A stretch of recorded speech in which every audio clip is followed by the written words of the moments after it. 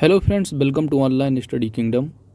दोस्तों, उत्तर प्रदेश राजस्व लेखपाल की जो अपकमिंग वैकेंसी है 8,000 लगभग, उसके लिए हम लोग यहाँ पर ग्राम विकास एवं समाज से संबंधित जो आपका सब्जेक्ट है यहाँ पर हम लोग कवर कर रहे हैं युक्ति पब्लिकेशन बुक से। दूसरे चैप्टर है और यह जो है पार्ट जो है आपका चौथा है, जिसमें कि हम लोग अभी तक जो कवर किए हैं वो जो है जो सेंट्रल गवर्नमेंट की योजनाएं रहीं, कार्यक्रम रहे ग्रामीण विकास के लिए, उनको अभी तक देखे हैं। अब आज की इस वीडियो में जो देखेंगे वो है उत्तर प्रदेश सरकार की प्रमुख योजनाएं जो कि ग्राम समाज और विकास से संबंधित हैं। तो दोस्तों, वीडियो स्टार्ट करने से पहले आपसे रिक्वेस्ट है, अगर आप हमारे चैनल पर नए हैं तो चैनल को ज़रूर सब्सक्राइब कर लें, क्योंकि आपकी सब्सक्रिप्शन ही हमारी ताकत है। साथ ही ऑल नोटिफिकेशन बेल आइकन को जरूर प्रेस कर लीजिएगा ताकि आने वाली वीडियो की अपडेट्स आप सभी को प्राप्त होती रहे।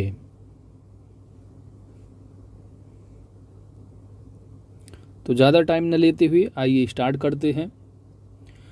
पहली जो योजना है दोस्तों वो है मुख्यमंत्री शिशुता प्रोत्साहन योजना। इसकी शुरुआत कब हुई है तो 18 फरवरी 2020 को इसकी शुरुआत की गई। इस योजना का उद्देश्य है प्रदेश के युवाओं को स्वरोजगार एवं रोजगार से जोड़ने के लिए। इस योजना के अंतर्गत युवाओं को प्रशिक्षण के साथ साथ प्रति माह कितने रुपए की धनराशि प्रशिक्षण भत्ते के रूप में प्रदान की जाएगी, तो कितना है 2,500 रुपये है। कितना? 2,500 रुपये।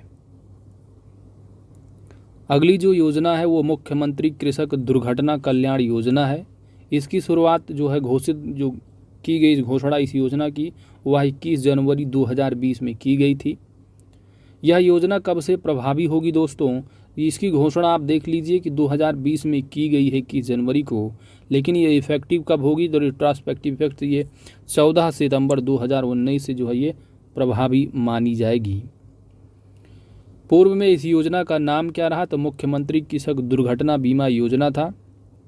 मुख्यमंत्री कृषक दुर्घटना बीमा योजना का जो लाभ है सिर्फ खातेदार किसान और सह खातेदार को ही प्राप्त होता था, लेकिन नई योजना के अंतर्गत किसान और उसकी पत्नी, पुत्र, पुत्री, पौत्र और पौत्री साथ ही बटाईदार भी पात्र होंगे इसमें। ठीक है, आगे चलते हैं। अगला पॉइंट है इस योजना के अंतर्गत कितनी वर्ष तक की आयु के किसान पात्र होंगे तो 18 से 70 वर्ष की आयु तक। ठीक है, तो उत्तर प्रदेश की योजनाएं हैं, इंपॉर्टेंट है। आगे चलते हैं। अगला जो पॉइंट है वो ये है कि यह योजना पूर्णतः जो है 100% राज्य सरकार के द्वारा वित्त पोषित है। तो राज्य सरकार की योजना है, बिल्कुल 100% सही है। मुख्यमंत्री पर्यटन संवर्धन योजना, तो दोस्तों इसकी जो शुरुआत हुई है वो कब हुई है तो 21 जनवरी 2020 को इसकी घोषणा की गई है। मुख्यमंत्री पर्यटन संवर्धन योजना के अंतर्गत उत्तर प्रदेश में स्थित महत्वपूर्ण धार्मिक, आध्यात्मिक, प्राचीन, सांस्कृतिक एवं प्राकृतिक स्थलों के सतत विकास, क्या है, सतत विकास एवं संवर्धन हेतु प्रत्येक विधानसभा क्षेत्र में स्थित एक पर्यटन स्थल को विकसित किया जाएगा मुख्यमंत्री पर्यटन संवर्धन योजना के अंतर्गत। अगली जो योजना है वो है बाबा साहब अम्बेडकर रोजगार प्रोत्साहन योजना। इस योजना का उद्देश्य ग्रामीण क्षेत्रों में नवयुवकों को उद्यमिता की ओर उन्मुख करना तथा स्थानीय संसाधनों को विकसित कर सतत रोजगार उपलब्ध कराना, ग्रामीण आबादी का शहरी क्षेत्रों की ओर पलायन रोकना बाबा साहब अम्बेडकर रोजगार प्रोत्साहन योजना का उद्देश्य है। यह योजना पूर्व में यानी पहले जो है यह ग्राम विकास विभाग द्वारा संचालित अम्बेडकर विशेष रोजगार योजना का परिवर्तन नाम है। तो इसका पूरा जो नाम पहले क्या था, अम्बेडकर विशेष रोजगार योजना। अब इसका नाम नया क्या है दोस्तों, तो बाबा साहब अम्बेडकर रोजगार प्रोत्साहन योजना। अगली जो योजना है मोस्ट इम्पॉर्टेंट है, दैट इज कन्या सुमंगला योजना। कन्या सुमंगला जो योजना है मुख्यमंत्री, इसकी शुरुआत कब हुई है तो 25 अक्टूबर 2019 को की गई थी। ठीक है, तो कब की गई थी, 25 अक्टूबर 2019 को।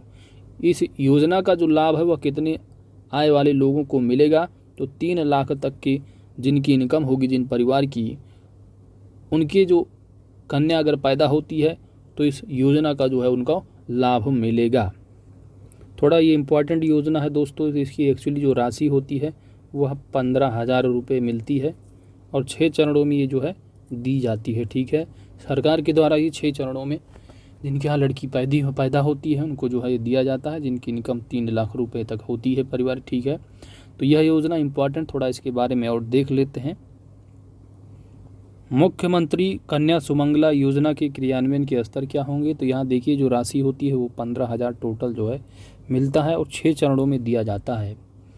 मुख्यमंत्री कन्या सुमंगला योजना, देखो प्रथम चरण में क्या होता है, जब नवजात बालिका का जन्म होता है, यानी जो योजना जो है 2019 में जो है ये 25 अक्टूबर 2019 को जो है ये लागू हुई योजना। ठीक है, तो इसमें इस योजना के अंतर्गत क्या है कि जिन बच्चियों का जन्म जो है 1/4/2019 या उसके बाद हुआ है उनको 2,000 रुपये एक मुश्त धनराशि लाभान्वित किया जाएगा।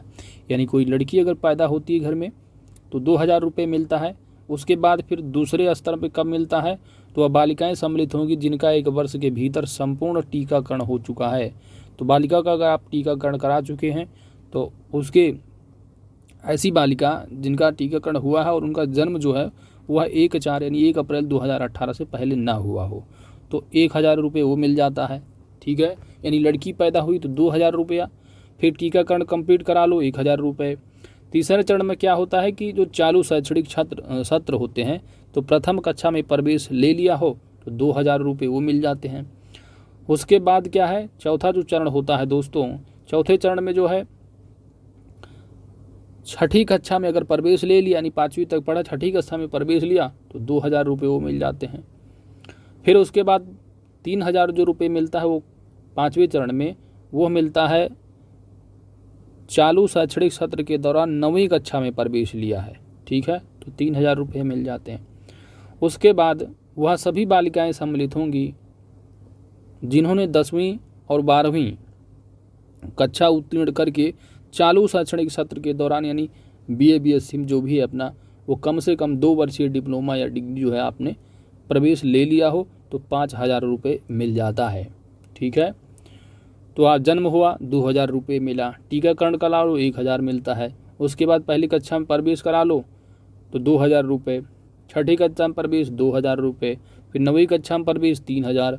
ठीक है, फिर BA BSc में अपना सेकेंड ईयर डिग्री डिप्लोमा का 2 कंप्लीट हो जाए तो वहाँ पर 5,000। तो टोटल आप देख रहे हैं कितना मिल रहा है टोटल, यानी 2,000, 2 1 3 हो गया, 3 2 5, 5 2 7, 7 3 10 और 10 और 5 15। तो टोटल कितना हुआ 15,000 मिलता है कन्या सुमंगला योजना के अंतर्गत। ठीक है, चलिए आगे चलते हैं दोस्तों। अगली जो योजना है वह है 1 डिस्ट्रिक्ट 1 प्रोडक्ट, एक जिला एक उत्पाद योजना। इसकी शुरुआत कब हुई है, तो 2018 में। एक जिला एक उत्पाद योजना किस उद्देश्य से शुरू की गई है, तो MSME सूक्ष्म मध्यम लघु उद्योगों तथा स्वरोजगार को बढ़ावा देने के लिए। ठीक है, चलो देखिए इसकी जो लिस्ट है ना उसको मैं टेलीग्राम पर जो है डाल दूंगा। आगे चलते हैं कि कौन से डिस्ट्रिक्ट में कौन सा प्रोडक्ट जो है। ठीक है, आगे है आपका अगली जो योजना अभियान है दोस्तों वो है आत्मनिर्भर उत्तर प्रदेश रोजगार अभियान। तो इसकी शुरुआत कब हुई है, कोरोना काल में हुई है, जून 2020 में। आत्मनिर्भर उत्तर प्रदेश रोजगार अभियान की शुरुआत किस लिए की गई है, तो कोरोना संक्रमण से प्रभावित प्रवासी मजदूरों व दैनिक मजदूरी करने वाले अन्य मजदूरों को रोजगार उपलब्ध कराने के लिए। बाल श्रमिक विद्या योजना, बाल श्रमिक विद्या योजना की शुरुआत कब हुई है, तो इसकी भी जून 2020 में शुरुआत की गई है। इसका उद्देश्य है परिवार की विषम परिस्थितियों के कारण बाल श्रम करने के लिए मजबूर बच्चों को शिक्षा की धारा से जोड़ना, दैट इज बाल श्रमिक विद्या योजना। अगली जो योजना है वो घर घर जल पिए योजना। तो इसकी शुरुआत कब हुई है, देखिए इंपॉर्टेंट योजनाएं हैं, एग्जाम में पूछी जाती हैं और पूछी भी गई हैं आपके। ठीक है, राजस्व लेखपाल के एग्जाम में। तो थोड़ा बोरिंग लग रहा होगा लेकिन इम्पॉर्टेंट तथ्य हैं दोस्तों कि कौन सी योजना कब शुरू की गई है और उसके कुछ इम्पॉर्टेंट तथ्य उनको आपको ज़रूर याद रखने होते हैं। तो घर घर जल पेय जल योजना की शुरुआत कब हुई है, जून 2020 में शुरुआत की गई है। यह योजना जो है किस क्षेत्र से संबंधित है, तो घर घर जल पेयजल योजना जो है वह बुंदेलखंड एरिया से संबंधित है और इस योजना का उद्देश्य है कि बुंदेलखंड के गांव में पेयजल की सुविधा उपलब्ध कराना। अगली जो योजना है वो मुख्यमंत्री अभ्युदय योजना शुरुआत है। तो इसकी शुरुआत वर्ष 2021 में की गई है। तो मुख्यमंत्री अभ्युदय योजना की शुरुआत कब हुई है? तो 15 फरवरी 2021 को। इस योजना का उद्देश्य क्या है कि युवाओं को प्रतियोगी परीक्षाओं के निःशुल्क कोचिंग प्रदान करना। दर्ज मुख्यमंत्री अभ्युदय योजना, अब जैसे कि यूपीएससी, पीएससी, ठीक है, तो ये सभी जो एसएससी, इन सभी की जो तैयारी करने वाले हैं उनको जो है ये योजना, उनके लिए आप देखे होंगे बहुत सारे चैनल भी बने हैं मुख्यमंत्री अभ्युदय योजना के नाम से, ठीक है, यूट्यूब पर। तो वहाँ पर जो है लोग प्रशिक्षण, जो आपके चयनित लोग होते हैं आईएएस पीसीएस में लोग, वो लोग वहाँ पर आपको प्रशिक्षित करते हैं, ठीक है, तैयारी करवाते हैं। चलिए आगे चलते हैं। अगली जो योजना है वो अर्जुन सहायक परियोजना है। तो यह शुरुआत कब हुई है इसकी? तो 11 मार्च 2021 को। याद रखना है कि अर्जुन सहायक परियोजना किस नदी पर है? तो धसान नदी पर है। आगे चलते हैं। इस सिंचाई परियोजना से क्या है कि उत्तर प्रदेश के कौन से डिस्ट्रिक्ट लाभान्वित होंगे? तो बांदा, महोबा, हमीरपुर जिलों के 168 गाँव में 1.5 लाख किसानों को सिंचाई की सुविधा मिलेगी तथा 4 लाख लोगों को शुद्ध पेयजल मिलेगा। अगली जो योजना है दोस्तों वो है निःशुल्क हेल्थ कार्ड योजना। तो इसकी शुरुआत कब हुई है? जुलाई 2005 में इस योजना की शुरुआत की गई है। इसका उद्देश्य है मलिन बस्तियों में रहने वाले लोगों को निःशुल्क चिकित्सा सुविधा उपलब्ध करना, ठीक है। अगली जो योजना है निःशुल्क स्कूली ड्रेस योजना है। तो निःशुल्क स्कूली ड्रेस योजना की शुरुआत कब हुई है? सितंबर 2005 में।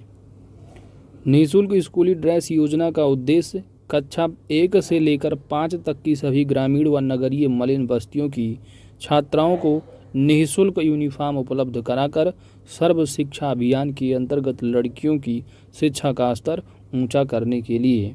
अगली जो योजना है वो है बालिका श्री योजना। तो बालिका श्री योजना की शुरुआत कब हुई है? वर्ष 2005 में। इसका उद्देश्य है अनुसूचित जाति की बालिकाओं को बीमा सुरक्षा प्रदान करने का उद्देश्य से। अगली जो योजना है दोस्तों वो है यूनिफॉर्म एवं बाइसिकल योजना। तो यूनिफॉर्म एवं बाइसिकल अनुदान जो योजना है इसकी शुरुआत कब हुई है? वर्ष 2003-04 में इसकी शुरुआत की गई थी। इस योजना का उद्देश्य क्या है कि अनुसूचित जनजाति एसटी, ठीक है, तो अनुसूचित जनजाति की कक्षा 6 से 12 तक की उन गरीब छात्राओं के लिए जो विभाग द्वारा संचालित आश्रम पद्धति विद्यालयों में नहीं पढ़ती हैं, उनके लिए यह योजना है। अगली जो योजना है वो है कस्तूरबा गांधी बालिका विद्यालय योजना। इसकी शुरुआत कब हुई है? अगस्त 2004 में। और इसका उद्देश्य है आर्थिक रूप से पिछड़े हुए ब्लॉकों के अनुसूचित जाति, अब यहाँ पर है बालिका होना चाहिए, ठीक है, तो यहाँ क्या है कि पिछड़े हुए, आर्थिक रूप से पिछड़े हुए बालिकाओं के, ठीक है, अनुसूचित जाति एवं अनुसूचित जनजाति, अन्य पिछड़े वर्गों तथा अल्पसंख्यकों की बहुलता वाले क्षेत्रों में बालिकाओं के लिए जो है ये आवासीय विद्यालय की स्थापना करना, ठीक है। तो यहाँ पर जो आर्थिक रूप से पिछड़े हैं उनके लिए है कस्तूरबा गांधी बालिका विद्यालय योजना। कस्तूरबा गांधी बालिका विद्यालय योजना की शुरुआत कब हुई है? वर्ष 2008 में, ठीक है, तो यहाँ पर 2008 नहीं 2004 ही होगा, ठीक है। चलिए आगे चलते हैं। कब हुई थी शुरुआत दोस्तों? 2004 में, ठीक है। आगे चल, अगली जो योजना है वो आस्वच्छ पेशा छात्रवृत्ति योजना है। तो आस्वच्छ पेशा छात्रवृत्ति योजना जो है इसकी शुरुआत कब हुई है? वर्ष 2008 में। इस योजना का उद्देश्य है आस्वच्छ पेशे में लगे बस्तियों के बच्चों को कक्षा 1 से लेकर 10 तक छात्रवृत्ति व तदर्थ वार्षिक अनुदान जो है दिया जाता है। किस योजना के तहत? आस्वच्छ पेशा छात्रवृत्ति योजना के तहत। अगली जो योजना है मौलाना मोहम्मद अली जौहर छात्रवृत्ति योजना है। तो इसकी शुरुआत कब हुई है? तो इसकी शुरुआत जो है वो वर्ष 2005 में की गई है। कब? वर्ष 2005 में। इस योजना का उद्देश्य है पिछड़े वर्ग के छात्रों को नियमित छात्रवृत्तियां प्रदान करने के उद्देश्य से। अगली जो योजना है दोस्तों वो है शादी एवं बीमारी योजना। तो इसकी शुरुआत कब हुई है? 2007-8 में शुरुआत की गई है। इस योजना का उद्देश्य है निस्सहाय पिछड़े वर्ग के लोगों को लड़की की शादी हेतु 20,000 रुपये की आर्थिक सहायता प्रदान करना। अगली जो योजना है वो है लोहिया ग्रामीण आवास योजना। इसकी शुरुआत कब हुई है? 20 फरवरी 2013 से। लोहिया ग्रामीण आवास योजना के लिए वित्तीय संसाधन की व्यवस्था किसके द्वारा की जाती है? तो 100% राज्य सरकार के द्वारा। सर्वप्रथम बीपीएल सर्वे 2002 तथा बीपीएल सूची 2002 के आधार पर तैयार की गई अस्थायी प्रतीक्षा से वंचित रह गए ऐसे परिवारों को लाभान्वित किया जाएगा जिनकी वार्षिक आय जो है वो 36,000 तक है, तथा राज्य सरकार की योजनाओं के अंतर्गत जाएगा आवास विहीन हो तथा पूर्णतः कच्चे मकान में रहते हों। ठीक है, तो ये क्या है कि लोहिया जो ग्रामीण आवास योजना है ये 100% जो है वो राज्य सरकार द्वारा है। इसमें कहा जा रहा है कि जो बीपीएल सर्वे हुए थे 2002 में और बीपीएल की जो सूची रही उसके आधार पर तैयार की गई जो अस्थायी लिस्ट रही प्रतीक्षा सूची, उनसे जो वंचित रह गए थे उनको जो है इससे योजना से लाभान्वित किया जाएगा जिनकी आयु क्या है? वार्षिक यानी सालाना इनकम जो है वो 36,000 तक है। अगला जो पॉइंट है दोस्तों वो है आपका प्रमुख योजनाएं कुछ दे रखी हैं, इनके उद्देश्य एक सरसरी निगाह में आप यहाँ पर देख सकते हैं।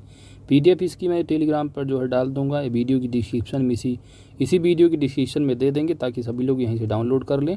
ठीक है, जो लोग रेगुलर वीडियो देख रहे हैं वो पीडीएफ यहाँ पर आप डाउनलोड कर से देख सकते हैं।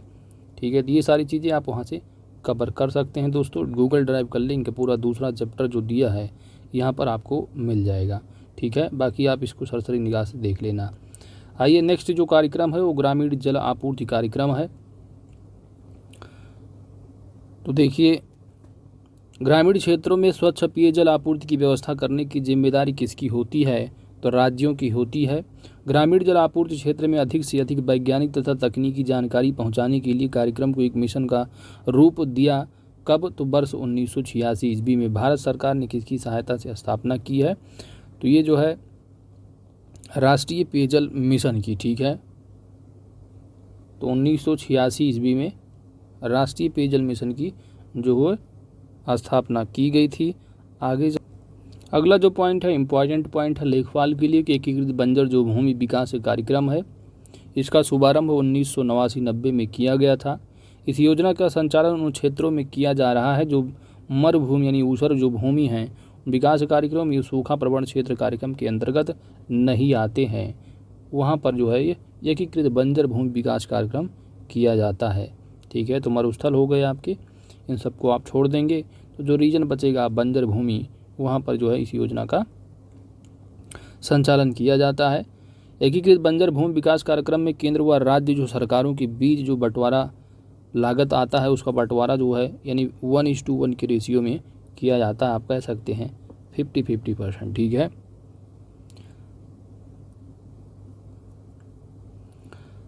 अगला जो पॉइंट है वो राष्ट्रीय कृषि अनुसंधान परियोजना है। तो इसकी शुरुआत कब हुई है? 1988 ईस्वी में।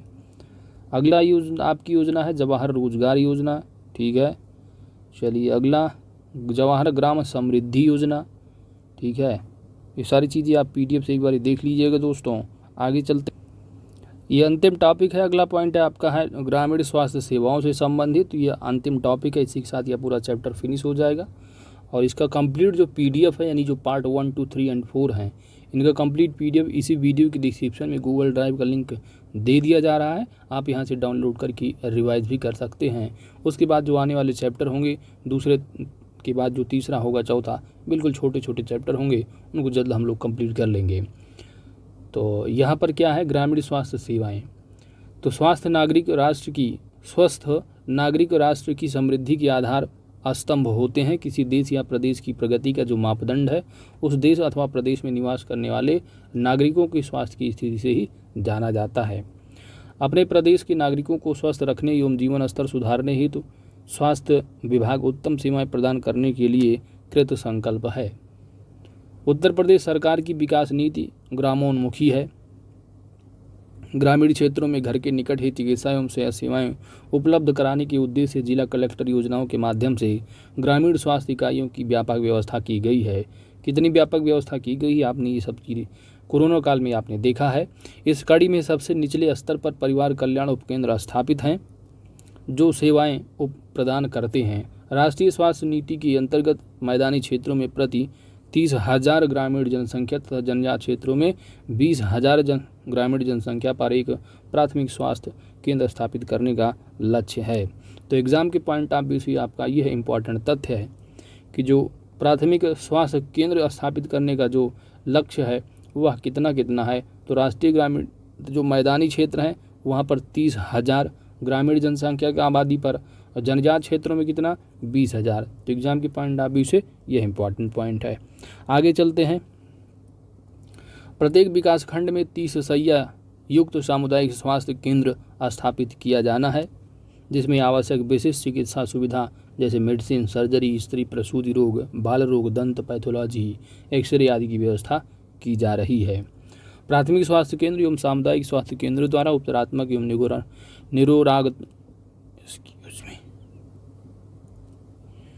उपचारात्मक एवं निरोगात्मक सेवाओं के साथ साथ विभिन्न राष्ट्रीय कार्यक्रमों का क्रियान्वयन किया जाता है।